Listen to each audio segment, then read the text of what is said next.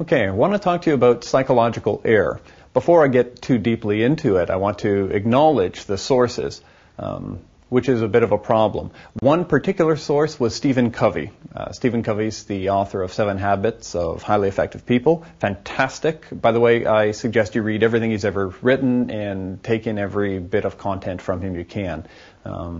Fantastic source.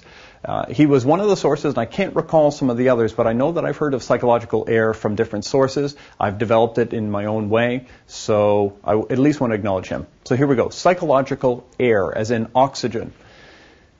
The natural process psychologically for someone within communication is to be able to inhale and exhale as it comes to psychological concepts, principles, ideas.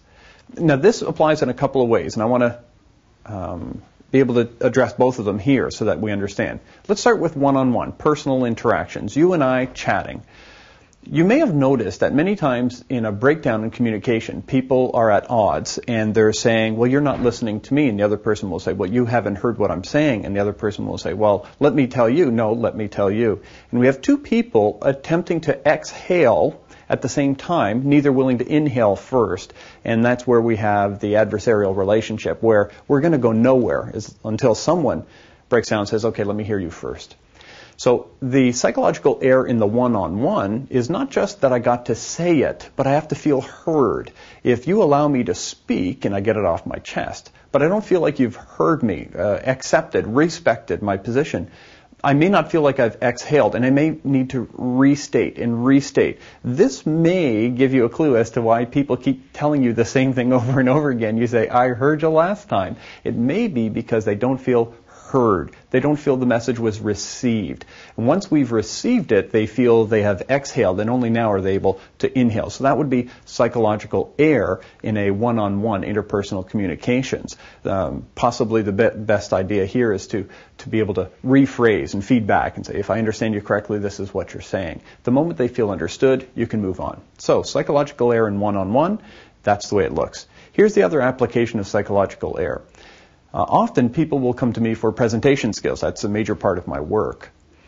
You may have noticed that you enjoy listening to a presenter who creates a feeling of dialogue instead of monologue. It's not a one-way communication. You may have also noticed that some bore you to death and you can't take the information anymore.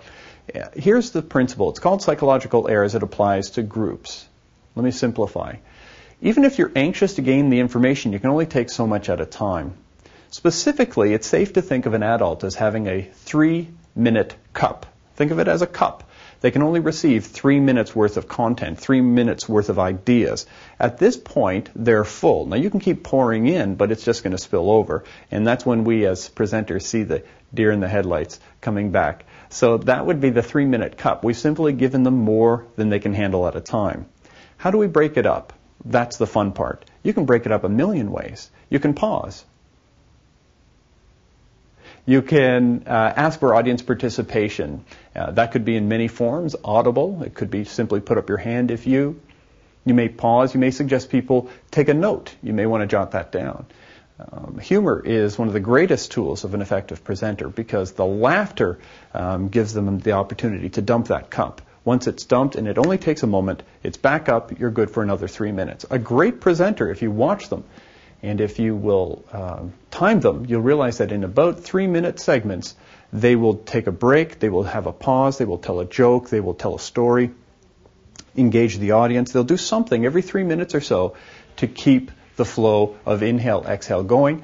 The greatest secret for you to walk away with this is simply that communications is not a monologue. It's a dialogue. Whether you're presenting to a group or speaking one-on-one, we have to give others the opportunity to exhale, to inhale, keep the flow going.